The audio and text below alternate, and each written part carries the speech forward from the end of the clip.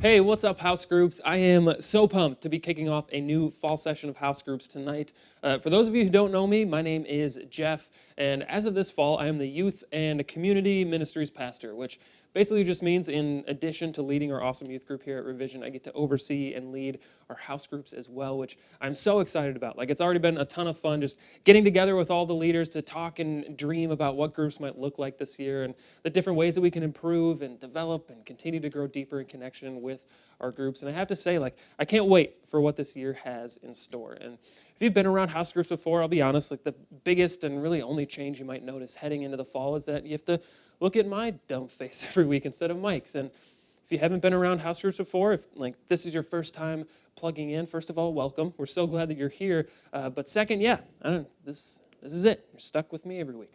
Sorry.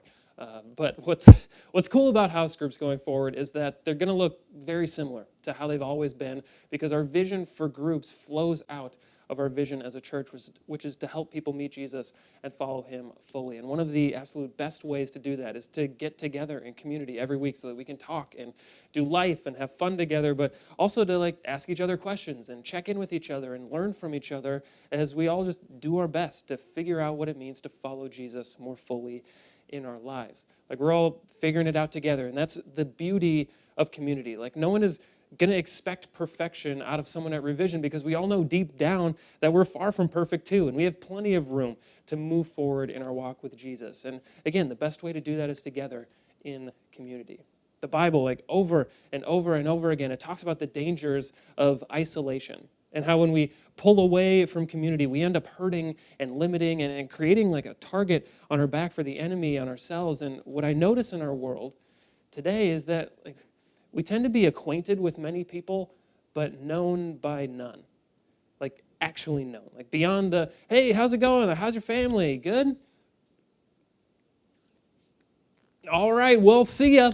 Like real community is hard because it means there's a potential for vulnerability, which can be scary. But I want to flip that idea around, because while being honest with people might seem terrifying at first, it's actually quite beautiful. Because on the other side of that initial discomfort in a room full is a room full of friends that care for you and want the best for you. And so the conversation sounds nothing like how terrible of a person you are, and much more like, oh, holy cow, me too. Like, I've been wrestling with the same thing and haven't been able to quite figure it out. And then that gives someone else the opportunity to jump in and say like, oh, hey, I walked through this exact same thing a few years ago. Here's what I did that really helped me. And it's just incredible because it helps us all get to know Jesus a little more fully. Like, when all of us are caring about each other, asking questions about each other, being accountable to each other, and ultimately just being friends to each other. Like, we are winning as a church and as a group because we're living in the same way that Jesus lived, where he focused much less on building himself up and a lot more time building up the people around him. It's really cool. My job as a youth pastor, I see this happening in the youth group all of the time. The Revive kids, they are awesome at building each other up. And my hope is that we can continue to live in that type of community here at house groups too.